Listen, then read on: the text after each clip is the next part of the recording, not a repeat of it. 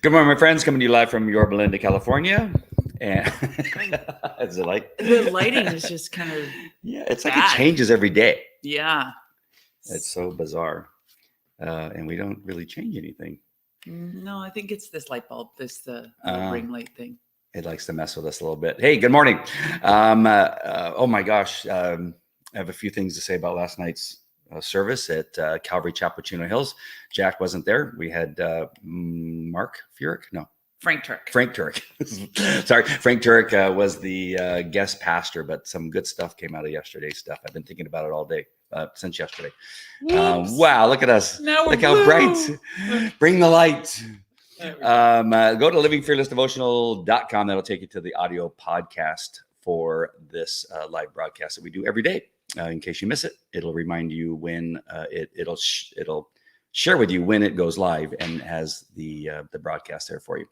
All right, so let's get rid of the frame there so we can bring up the devotional right away and get into it. And it is called The Inevitable Penalty. The Inevitable Penalty. And this is coming from My Utmost for His Highest by Oswald Chambers. You can find it in your browser, on your phone, or on a computer by going to utmost.org. It's July 1st, amazingly as that may sound. And the reference is Matthew 5:26. You will by no means get out of there till you have paid the last penny. There is no heaven that has a little corner of hell in it.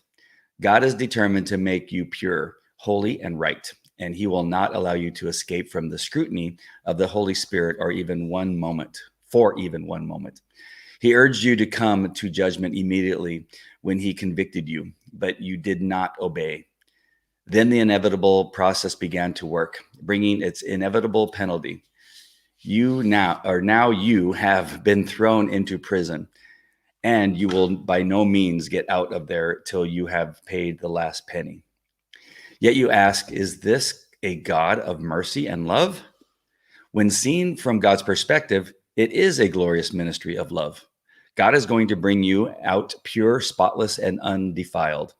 But he wants you to recognize the nature you are exhibiting, the nature of demanding your right to yourself. The moment you are willing for God to change your nature, his recreating forces will begin to work. And the moment you realize that God's purpose is to get you into the right relationship with himself and then with others, he will reach to the very limits of the universe to help you take the right road. Decide to do it right now, saying, yes, Lord, I will write that letter, or I will be reconciled to that person now. These sermons of Jesus Christ are meant for your will and your conscience, not for your head. If you dispute these verses from the Sermon on the Mount with your head, you will dull the appeal to your heart. If you find yourself asking, I wonder why I'm not growing spiritually with God, then ask yourself if you are paying your debts from God's standpoint. Do now what you will have to do someday. Every moral question or call comes with an ought behind it, the knowledge of knowing what we ought to do. So, Hedia. Oh, you only do that when you don't have. Otherwise, blah, blah, blah, blah, blah, No, I have lots of stuff. You start. Really? Yes. Well, let me think about this. No. Gosh, so much goes through my head, and I'm not sure which thing to focus on. This is last couple, I don't know, maybe it's the last month of devotionals is just really about a little bit about attitude, about understanding that you are to just simply commanded to walk in his light, to demonstrate God in everything you do, in Jesus Christ's presence, the Holy Spirit, and not tarry in your responsibilities. I think I covered most of what's happened this last month, and this last week has been about. Yes, and sometimes we get caught up in ourselves, right? We get caught up in what is good for me and what makes me feel good, what makes me look good, and that kind of stuff. And obviously, this is the exact opposite. And sometimes we wonder, this work that we do sometimes can be so hard, being a parent, being a spouse, being the owner of a business, and we go, oh my gosh, this is so much work. When am I going to get the benefits of all this stuff? Like it's almost like like a husband, and I've been in that position where you feel like, gosh, I do all these things, and don't you realize how much I do for this family? And you are sitting on your butt all day long, right? And what are you doing? Like you're doing nothing. And He's not referring to me, by the way. No. And you're saying, don't you see what I do? Like, as opposed to coming home and saying, being a loving father and asking the questions. How was your day today? How are the kids today? How was, your visit with the doctor's office? Like thinking about the things like, oh, I forgot she had this to do today, or he had this thing to do today. How was that? As opposed to coming home and seeing nothing being done, and now you think nothing's ever been done. You know what I mean? Yeah. And there's so many of these. I think so many of these things that we're looking at is that thing, is to worry about yourself and what it is that you are doing to show that God is living within you. Did Jesus ever come back? And again, we can go to The Chosen or not. Did Jesus ever come back from, raising people from the dead or healing people from disease, come back to the camp where the other disciples were necessarily and say, all right, I've done all that. What did you guys do today? Did he ever do that? No. I don't think so. Not on The Chosen. No. Which is my total reference for everything. No. And but it's not easy not to do that. I mean, heck. And that's what I'm getting from this. And it's just That's like beautiful. to not always be looking for. I was looking for the thing here that it says is now you have been thrown into prison, and you will by no means get out of there till you have paid the last penny. Yet you ask, is this a God of mercy and love? When seen from God's perspective, it is a glorious ministry of love that sometimes he puts you through the ringer to see how you're going to respond. Like he allows things to happen, allows difficulties to happen. Now what's your response? Is it now, like, didn't you see how much pain I went through? Don't you see how much difficulty I went through? Yes. Or is it, do you share, oh, God has been great. I went through some difficult times, and in the end, he was a loving, merciful God. That's beautiful. The two different things. I love that. All right. Now did I take my role? You did. That was fantastic. And I felt bad because I felt like all these things were in my noggin. I just couldn't narrow them down to one cohesive thought. And you did. All right. All right. What are your thoughts? It's almost become a cliche, which I think, I guess to a certain extent is a good thing. We've moved away from religion and talk about it as a relationship. So now everyone is saying it's not about a religion, it's a relationship. You need a relationship with the Lord. But when he says that, when we say that, do we really understand what it means to have a relationship with the Lord? In other words, are we willing to do the work in ourselves? Mm. And just like you said, a relationship with the Lord is not going to him and being like, my child sucks or my boss is really mean. But sorry, I'm getting distracted by that. So sorry. Or that, the other person is wrong and I don't know why this person offended me. It's about having a relationship with the Lord to see what you're doing wrong. Mm. And yes. It's about what am I doing to purify myself? To stand in front of the Lord, spotless, blameless, and holy means that we can run through the day with our Lord and be able to say, I was not very loving in the morning when I, spoke to my spouse or my child. I was rude to the lady in the grocery store. I was, you know what I mean? Like I was rude to the guy at Pete's Coffee. You know what I mean? It's running through our day from our perspective. That's how we present ourselves pure, spotless, and holy, and then repent. And then ask for him to transform us.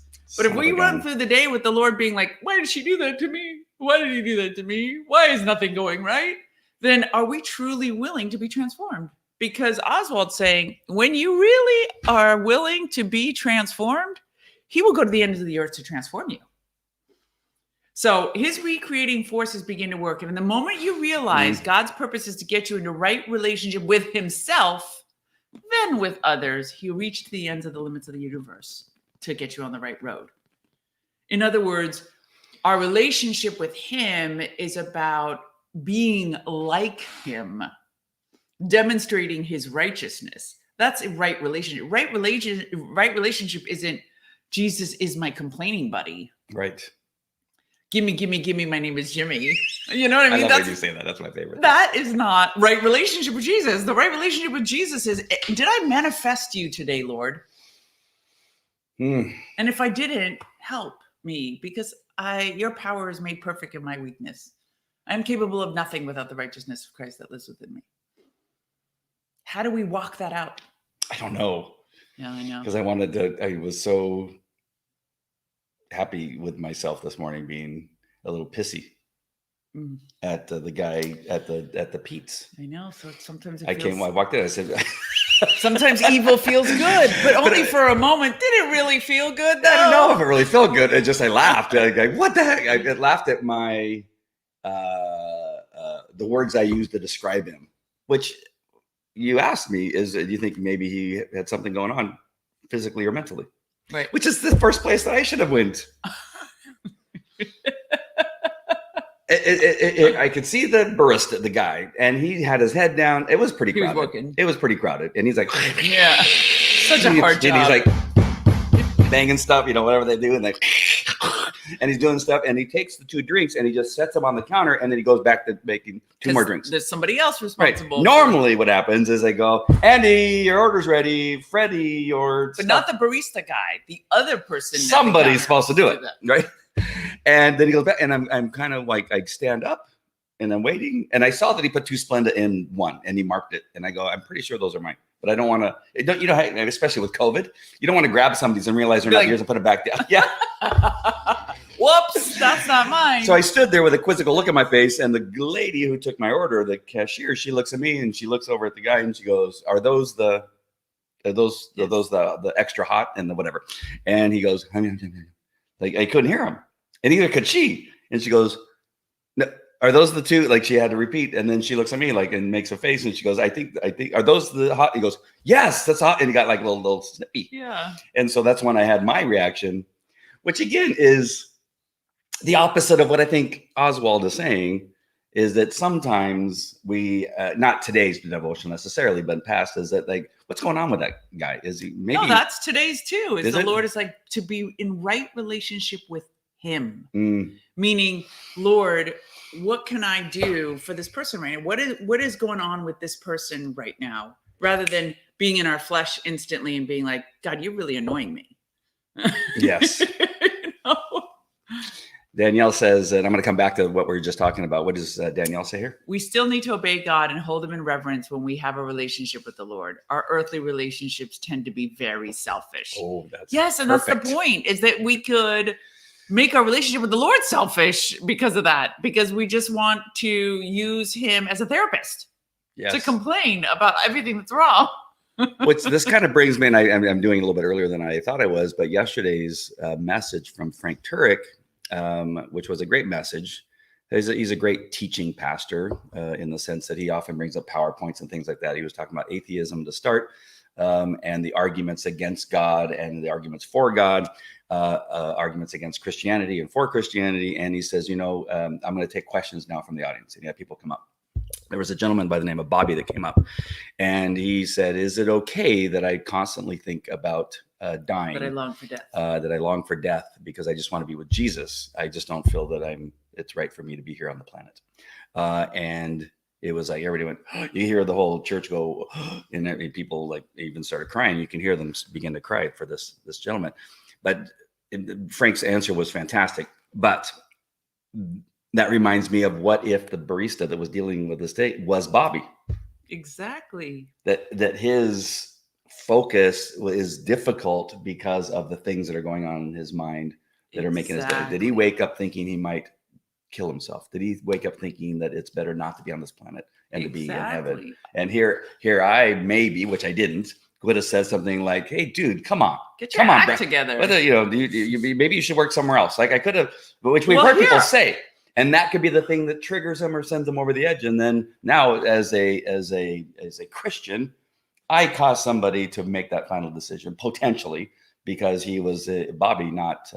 And I Phil. had a similar experience. My weight trainer that I'm working Mhm. with basically was explaining to me what happened in COVID. If you talk to trainers, their lives were decimated in COVID. Everybody woke up one day, like after a week or two, and everybody lost their job. Basically, go out and fend for yourself. And so he said he went to Starbucks to try to work there. He said it was so unbelievably overwhelming. He said that the monotony of it, the pace of it. He said it was totally outside of his element. And he ended up quitting. And then he had to do a bunch of other odd jobs. But I was just thinking about him, and because he's this really fit guy, he's totally into fitness. Mhm. And I'm thinking to myself, oh my God, like his whole life was turned upside down.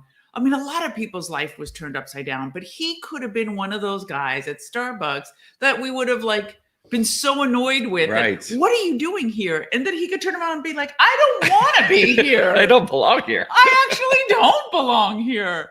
And so I think that's such a good point. But and like you said, to bring it home is that what would Christ expect us to do? Like we had so much empathy for Bobby, and that Frank told him, you are so loved. Because he also mentioned that he didn't feel that anybody liked him because he was preaching the gospel and everybody was rejecting it. And Frank was like, well, you need to know that everybody in this building loves you. You are loved here. And it was, I mean, that was so natural to do in the church. But the thing is that can we do that in other places and be like, hey, what are you going through today? You know, how Jesus loves you. What can I do for you today? Well, that's what I was thinking about. That's why I was going to wait to save it for later. What you just said is that in that place yesterday, he was surrounded by like-minded people, Right. people that believe in God for the most part. There may have been a couple of people that, obviously that find their way into a church that don't believe in God and are not Christians yet. Or seeking. But in that place, the majority of people were. But now we go back to our children, what we were talking about last couple of days, is they are being bombarded in their social media platforms with people that rail against Christianity and call Christians horrible people, racist people. And so that's what I worry about Bobby, is that he leaves a church of people that are supporting him and goes right back out into the world that's destroying him. Amen. Or trying to destroy him. Unfortunately, yeah. And I wonder what Frank addressed on that. Like, hey, dude, you got to find some new friends. Get off social media. Don't wake up and go to Facebook, Twitter, Twitch all day long. YouTube all day long. Those are some important things I think that need to be pointed out. That what Absolutely. are you doing every day? What are you immersing yourself in? If you don't want to get wet, don't immerse yourself in a pool. Right? You got to get out of the pool.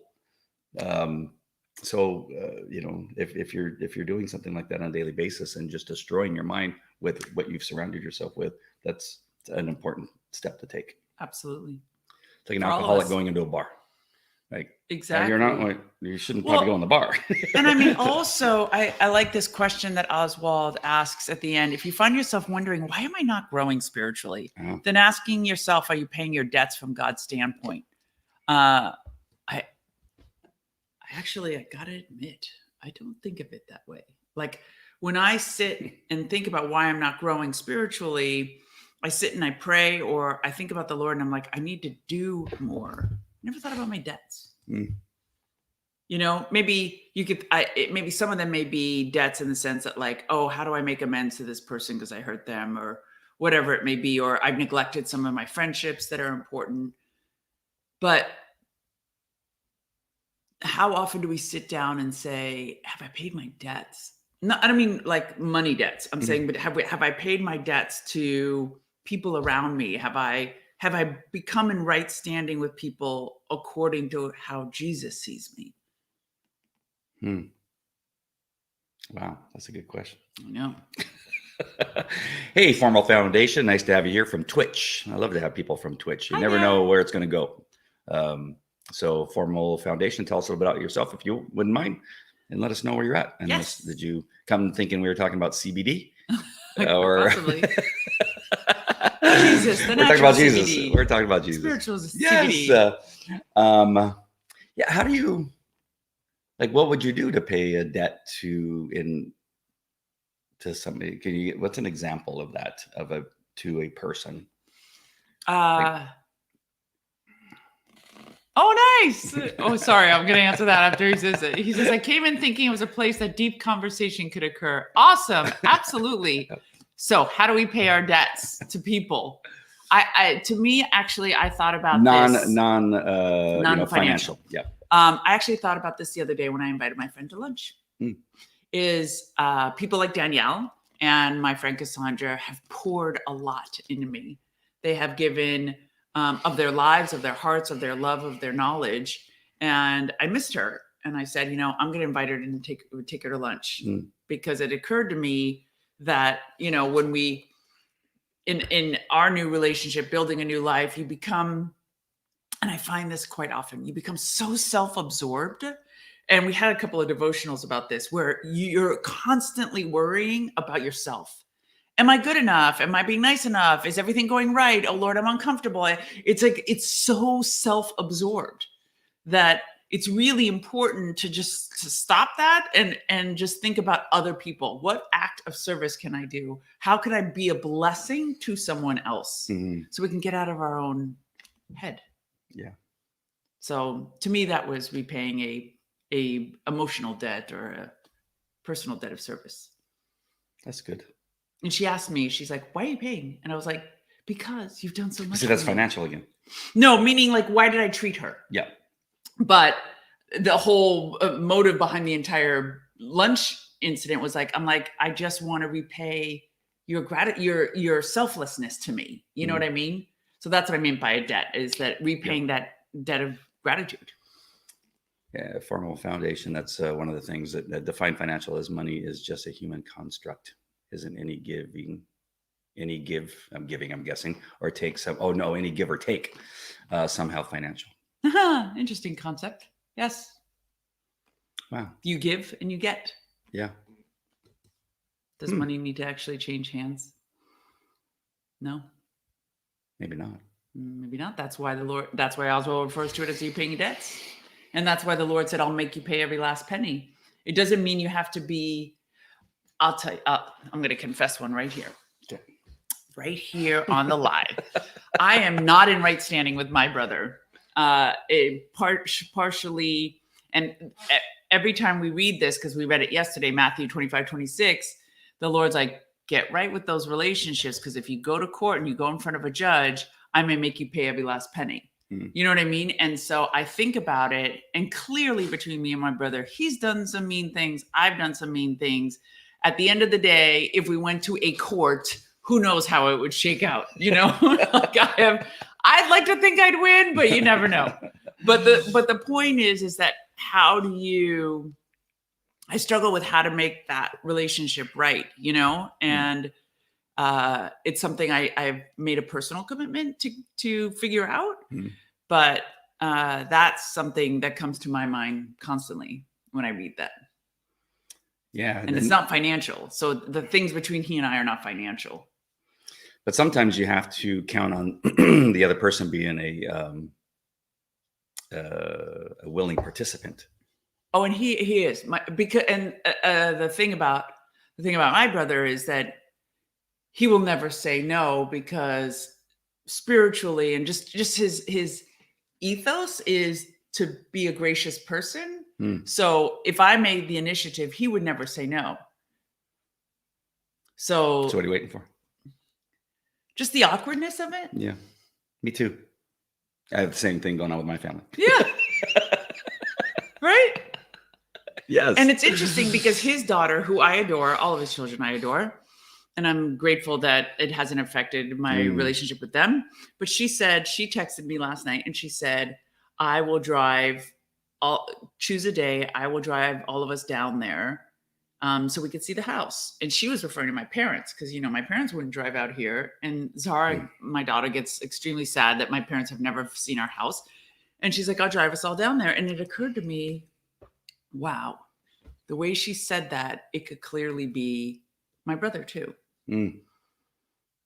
Wow. So there it is. There you have it, folks. Because if you don't make it right, the Lord may bring you to account and you'll pay every last penny. So whatever you owed in that situation, God does not care what the other person owes.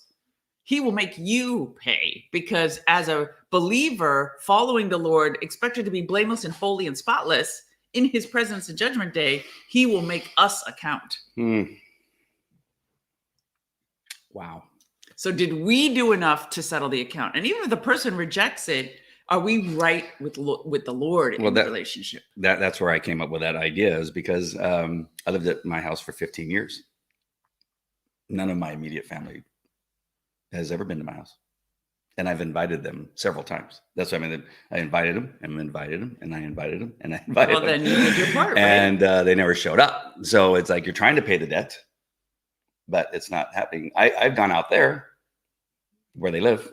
I've gone to funerals. I've gone to their house for other occasions, for Thanksgiving and other stuff. So when I invited them over, never. But when you've made an overture, and we know why that may be the case, because of what the disagreement was that originated. But when you make an overture, do they accept the overture, just not in your land? Yes. Well, see, but then what does that matter? It doesn't. Right. So I guess we're okay.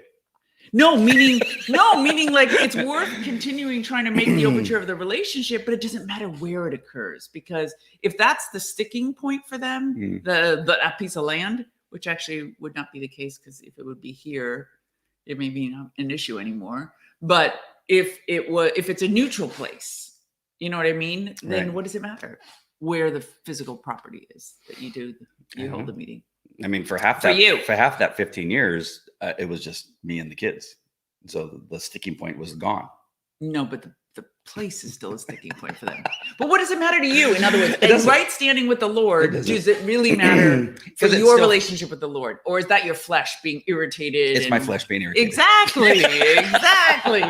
Right there, folks. Is it something that Jesus would be upset with? Or is it something that we're upset with? Juxtapose that with my previous relationship where I was like, Lord, should I make peace? And he's like, oh, no. You stay away from that one. You make peace with me. You understand what you did wrong with me. You make amends with me. Leave that other thing alone. But I don't hear that about my brother. You know what I mean? This has been speaking to me where he's like, daughter, what you going to do about this? Yeah. You know what I mean? Heal those wounds. Heal those wounds. Wow. What a heavy topic this guy. I had no idea that's where this was going on this thing. So you talked about Matthew 25 through 26. Yes. Was that the only reference? Yes. Okay. Wow. Let me look for one more thing here. As usual, at the bottom there is a wisdom from Oswald, and I warn you, they're not always that great. But let's see what this one says. We are only what we are in the dark. All the rest is reputation. Woo! What God looks at is what we are in the dark. The imaginations of our minds, the thoughts of our heart, the habits of our bodies. These are the things that mark us in God's sight. That is deep. Orale. Right? Who are you in the dark? For whatever comes, as we said yesterday from the scripture, whatever is in the dark must come to the light. For those who love the light must come into the light. Yes. Because those who love the dark insist on evil. Yes. Formal Foundation asks, can I ask a deep question? Yeah, absolutely. It reminds me of so much, and these are things that my kids have heard me say to them, is what's important is what you're doing when nobody's watching, which is the same concept. And I said, and I think it was it last night my son asked? Oh yeah, he asked me if he could go to the park with his friends. Oh, I thought you meant last night he wanted to go to the park. No, I was like, I think we went and got junk food last night. Oh, no. During the day. Yeah, it was on our way to the church. He asked, can I go to the park and meet my friends? And I said, I forget what I said, but something like, make me proud or something like that, or make sure and do the right thing or something like that. But that's always a reminder. I'd like to hit them with one more reminder as they're going off by themselves with their friends to not not get caught up into some things that may be brought up, that you're the one who walks away. Possibly you're the one who sets everybody straight and said, we probably shouldn't go tag somebody's house, which my son has never done. But I'm just saying, these are the things you get caught up in. You ready for the deep question? Did you read it? Yes. Should I bring it up? I'm trying to read it. Okay. If you had the option to go back and view a single event in the past, no interaction, just looking what, where, and why would you go? Now, is it an event in your own past, or could it be any event in history? Oh, that's a good one. So let's Yes. let me answer that because there's a little bit of a delay. Yes. In your life.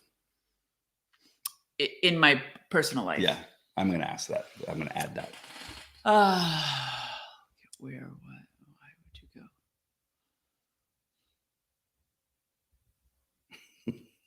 It's interesting to me because most of the events that are seminal moments in my life, I remember them vividly. So I almost wouldn't even need to go back. I actually know almost every single one. There's only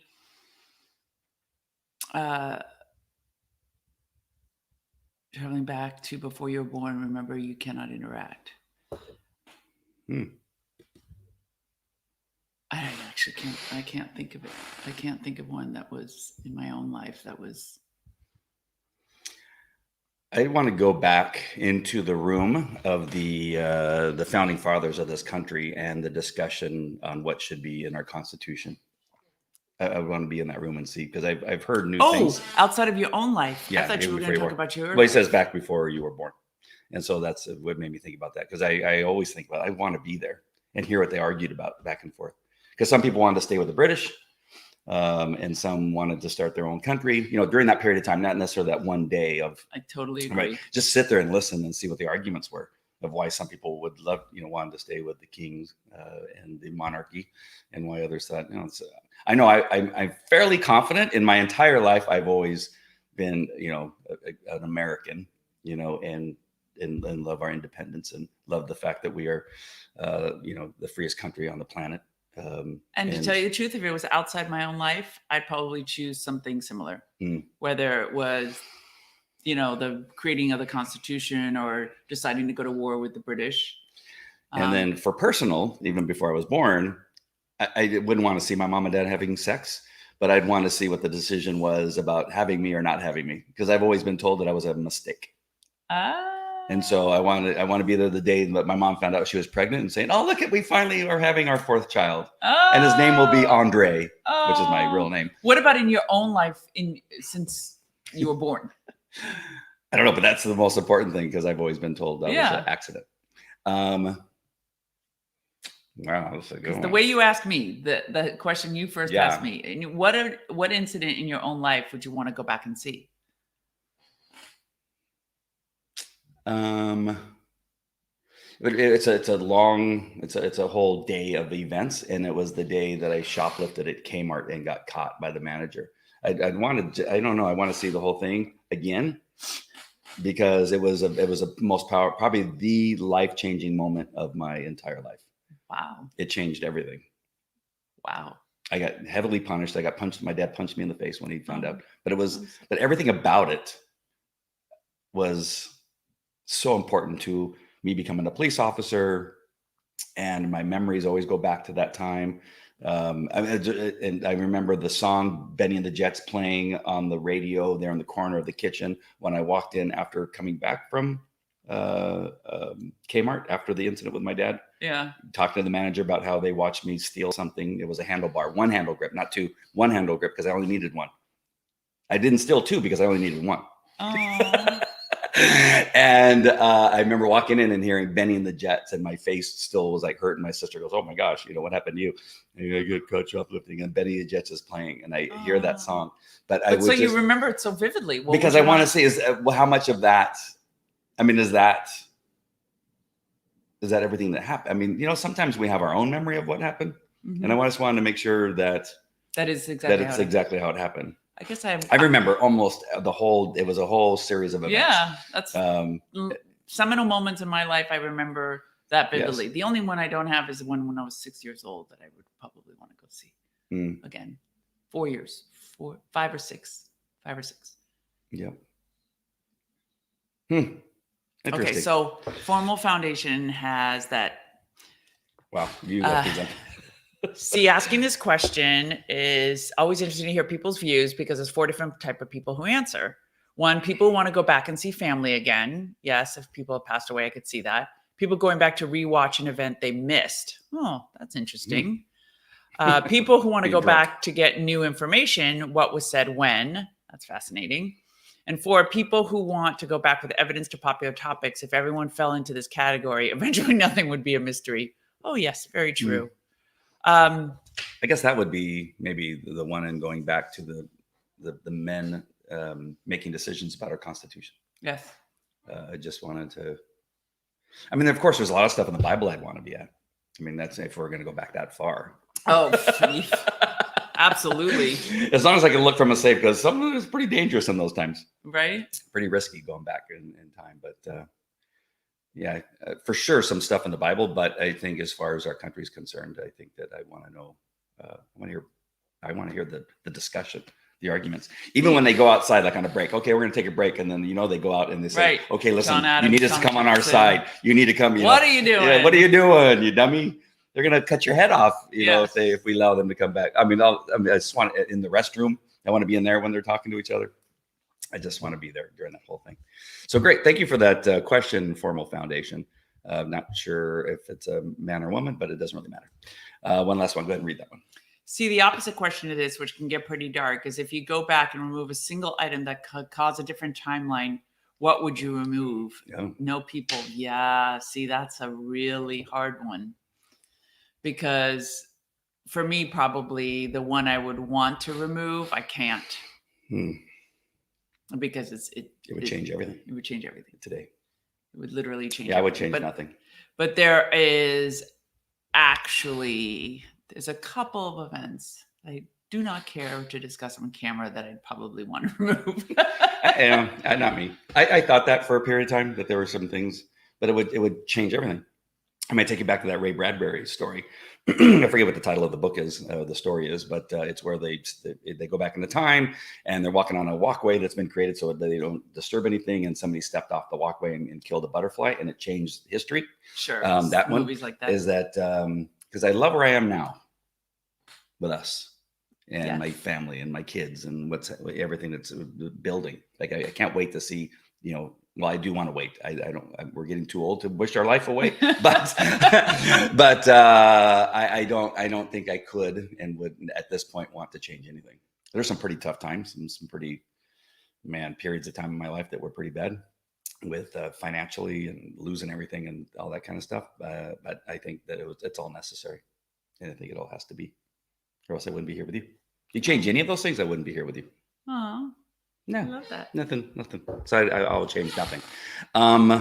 So last night with Frank Turek, we had where Bobby came up and talked about that he feels like he just would rather be with Jesus and not on this planet, which is a very important thing. We talked about that. There was a discussion about dinosaurs, and I didn't get a chance to ask you about that, but I remembered it this morning. What did you think about Frank's answer on whether there's dinosaurs or not?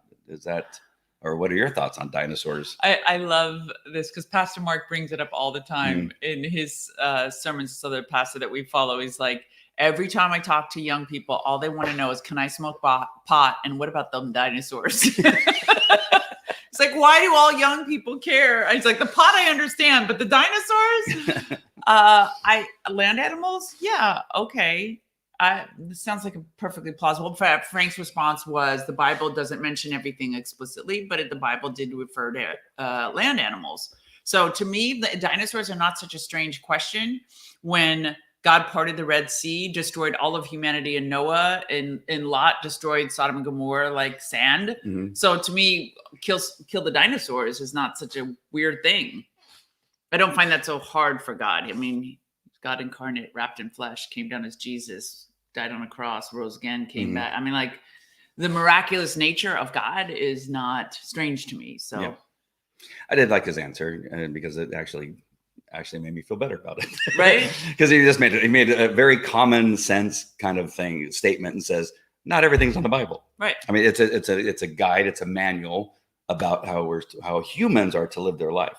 It didn't say anything about platypuses, but platypuses exist. Right. And so he's not going to write about how a butterfly comes about from a caterpillar and like it's not about that, right? The manual in the car, I'm going to use it differently than he did, but the manual in the car doesn't talk about how you cook a souffle. Right. It's a manual about the car. And so I thought that was really good. That, Yes. well, how come that's not in the Bible? Well, how come a lot of things aren't in the Bible? Because it doesn't matter. The most important things are in the Bible. Yes. That Jesus is our Lord and Savior. And he resurrected from the dead. That's so important. Right. That's the most important thing. And the Trinity, all this stuff. Those are the things that are important. So I thought that was really good. There was shoot. I had another one on my mind this morning, and now I can't remember. Can you remind me of a couple of them? Maybe that's one of them. Of the questions? Yeah. Where do we go when we die? When small yes. children die? That was the one we discussed on the way home, right? It depends. About heaven. About heaven. Or What is no, heaven like? no, Eden. Was Eden on earth or was it? Eden was Eden on earth or Yes, in heaven? that was the one. Love that. What about that? What did you think about that? I loved it because I never, I was telling Andy that a lot of my point of reference, because I knew Islam so well, if I didn't explicitly study something from a biblical point of view, my recollection comes back from Islam. And so in Islam, we're taught that heaven is not on earth. So, Eden is not on earth, it's in heaven. So I never realized that the biblical explanation is it's actually a place on earth. It's in modern day Iraq. Go figure. That was the first time I heard that. Yeah, I figure because most everything is there. That's when Jesus returns. We're going to be in that same area. So, and that's actually Islam is similar. End times occurs in that region. So that wasn't surprising but it just surprised me that it was on Earth. And again, it brings back this concept of the fact that our resurrected life is in us already, and the glory of the Lord is in us, not like Moses's time where Moses had to ask to see God's glory. And that just blows my mind. It's such a deep concept that the glory of God lives in us, and that were we to really walk out the righteousness of Christ within us, there wouldn't be a veil between these two worlds, between the spiritual realm and the earthly realm. If we could truly walk out that righteousness, if we were to reach the perfect sanctification on earth, there would be no veil between the two. My reference, or him bringing up that Eden was actually in Iraq, is kind of a part of the newer things that have come to light to me. For sure. Is that growing up, and even up until I feel so silly, other than I've seen a few maps, is that the Bible, for me, my thought process is it took place in a very small area of our world. But as I've learned from we're actually a small area. Yeah, but it goes as far as modern time Russia to all the way to Egypt and down to Africa. Yep. And it starts like, whoa, wait a minute. There was a lot more stuff going on in all these other areas. And my whole point of reference is Jerusalem. Well, everything happened in Jerusalem. And interestingly enough, as Americans, we actually live in the New World. So we're the actual small part. Everything in civilization occurred over there. Yep. And occurred all over there. Right. So that's, Unless you're Mormon and they say that the Israelites are actually the American Indians, that the Israelites came through from, I think it was through Alaska, from Antarctica down. Yeah, down and came down, and the Indians were actually Israelites. The Mormons believe. Yeah. I want to bring up Hedia's article. Make sure and don't miss it on the Christian Post. And this is a doozy: gender and sexuality of our youth, natural or deliberate indoctrination. This is going to be a barn burner. So don't miss it. Go to christianpost.com, christianpost.com. The article went live this morning. And anything you want to mention about it that's like a preview or a thought about it? Well, it's, as the topic says, it is a discussion on what's happening in our youth today. We mentioned it a little bit in reference to our friend Bobby at church last night, that our children are just constantly bombarded with messages that are clearly demonic. They are trying to remove their identity so they could implant the identity they want them to have, which is controlled by the state. So they're taking away their gender. They want to confuse their sexuality, and the research, the statistics show that it's working. Yeah. And so that battle is coming home. And I mentioned how that battle is in our home and it's at our dinner table. And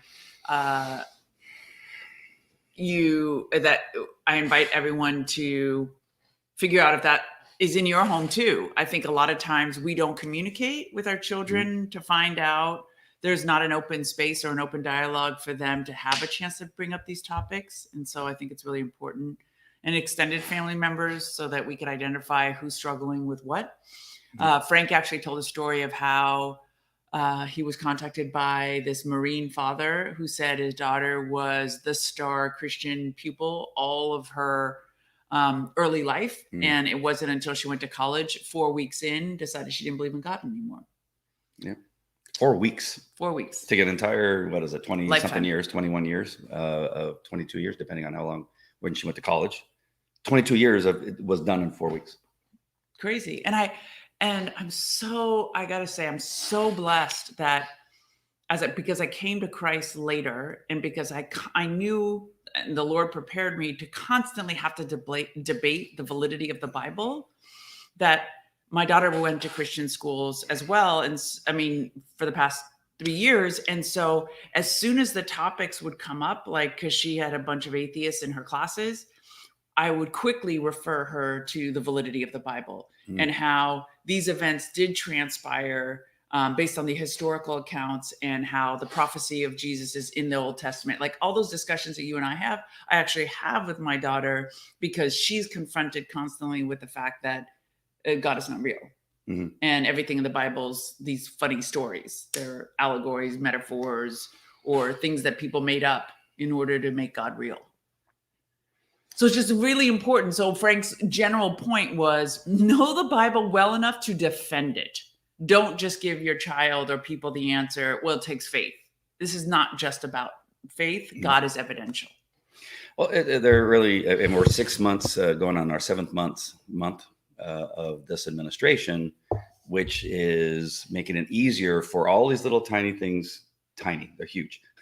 All these different pieces that are intended to destroy what our country has been based off and what our faith has been based off of. And one of them is gender. That's the biggest attack. The Bible starts with gender. Right. Male, female, right? And then it often talks about law and order and that type of thing. They're trying to destroy law and order by defunding law enforcement. Now they're trying to reverse it and say that, Republicans are doing it. But they're saying that, and we heard of the Chicago mayor, where crime has spiked.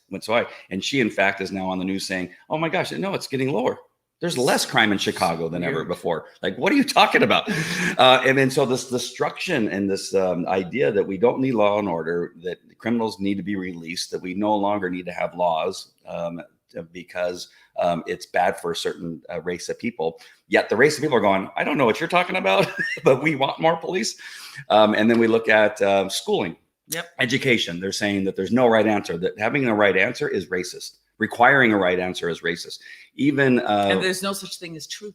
No such thing as truth. Truth is no longer. It's your truth, my truth. It doesn't matter. If I say that my truth is correct, then it's correct, and you're a bigot for disagreeing with me. And we could just go on with all these little things. It's all these things that if you argue, we begin to focus on one of them, like gender, then behind us they're destroying all the other things. And starts throwing so much stuff out there that it's really hard to keep up, with our education. The military. No longer in the Air Force are they you get to choose your PT. PT's what? Physical training. Oh, physical training. Okay. So no longer, normally you say, get out there and run until I tell you to stop. Now it's going, you can run if you want to, but when I say run, it means you can walk. Oh, right? And now they don't even require push-ups. No. They're going, okay, I know we said push-ups, but you can just kind of do a plank for a little while if you want to. Wow. Like, what the heck? What are we doing? These people in our military are supposed to be trained to protect us, trained as a killing machine. To do a job. What do you mean? Okay, you guys, we're going to go do PT now. Just do what you want. Yoga. What? And not only that, it's not only oh my gosh, it decreasing their capacity to defend us, to defend themselves. They will end up risking their own lives by not being properly trained. And it's the same with what we believe yeah, as Danielle says, hi, Mariama. Sorry, saying hi to. And Danielle says, changing the military is going to cause so many deaths. Yes, of the soldiers themselves.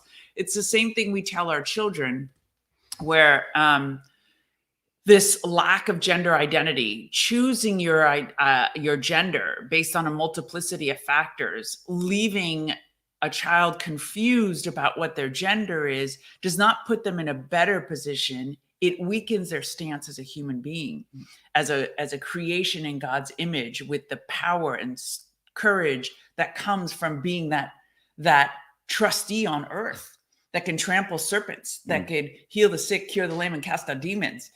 I keep trying to explain to her. I said, all that power is in you. Why would you want to be?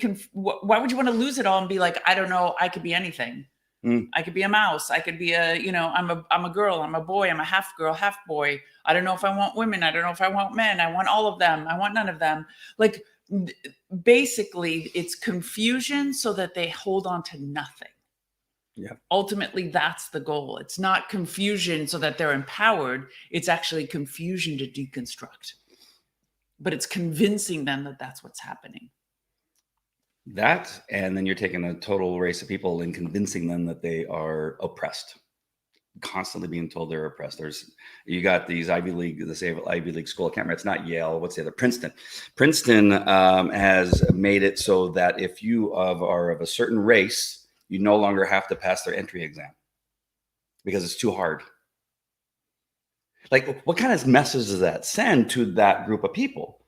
Like, why would you ever want to be a part of something that you are just simply allowed to be in? I mean, something of prestige, the Navy SEAL. What if the Navy SEAL, which is the most difficult group of men and women to get into, I don't think there's any women, but that's because it's difficult. Right. Physically difficult. That the most difficult thing, I mean, it just diminishes, not only because you need people to be physically fit to be able to be in the jungle for 2 days eating worms. And you want them to be, because they're going to lose their life. But if I just not. thinking, like, being a Navy SEAL is a huge accomplishment. Like, you're taking away that accomplishment by reducing it. Well, you know what? To be a Navy SEAL, you just I don't know what. You just need to spend some time in the bathtub with some ice, with a couple of ice cubes thrown in there. If you can pass that test, then you can be a Navy SEAL. Like, just completely. Like, now they're going to go out there and die. Same thing with Princeton, Yale, these universities that are obviously all leftists and all woke, but it just takes it away. Like, it's just lost. They've lost everything. Well, in regard to the prestige, in regard to you go to get a job, and now as a minority, you're going to present them with a Princeton diploma, and it's going to say, oh, well, all right, you got anything else? Like, you didn't have to take a test to get in there because of who you are. Like, it just takes away everything. Takes away your the confidence in yourself, takes away your self-worth. Dan Bongino, I did it. Dan Bongino has a great message from last week. I think it was early last week, like maybe on Monday. He goes, the worst thing you can do, the one way to destroy America, and there's one way of doing it, is by not requiring people to work, paying them to do nothing. You take away that you take that away, and you're taking away people's dignity. You're taking away, you're just taking away everything. Their self-worth is the most hideous thing you can take away from somebody. Diminish them to where they just feel like everything should be given to them. But that's what Marxism, communism does. That's the end goal. Oh, sorry. I'm not really sorry. Back to the devotional.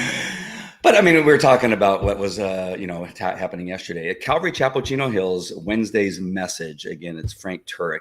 You're not going to find Jack. It was his anniversary yesterday, 43rd or something like that. 42nd anniversary to his wife. An amazing man. He deserved it. At first, we were a little disappointed when he's not there, but then Frank did a really good job. So watch Frank's message from yesterday. Yes. The devotional was fantastic today. And then Hedia's article, most importantly, out of all the stuff. No. ChristianPost.com. Go to ChristianPost.com. If you don't see it there on the homepage, then just type in her name, Hedia, and it will come up. Let's see. Hello, Saints. And then Daniel. Oh, yes. So you already put that one up. Sorry. I thought that was a new one. Anything else? Wow, we covered a lot. I appreciate Formal Foundation coming up. I don't know about Formal Foundation. Man, woman, If Formal Foundation, the name of your business, what's going on with Formal Foundation? I want to know. We'll probably be off the air by the time that comes up, but anything else? That's it. No, nothing else for you. We hit all the references. We did. We did. Very cool.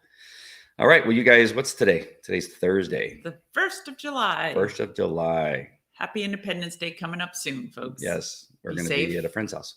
Yes. Oh, they have an event too on Imperial Highway and Yorba Linda Boulevard. They're going to have a thing there. Independence Day. Are we going to meet rally. your cousin too? Hmm? Are we going to meet your cousin earlier? I know that got thrown there after we told my cousin we would be there. That's happening at the time that we told my cousin we'd be at her house. But that's important. I'd like to meet your cousin. So much to do. Not enough time. Not enough us. We need to cut ourselves in half. All right, my friends. We love you guys. Thank you for commenting. Thanks for being here today. We appreciate it. Yes. And God bless you. Have a fantastic day. God bless you. Bye. Bye.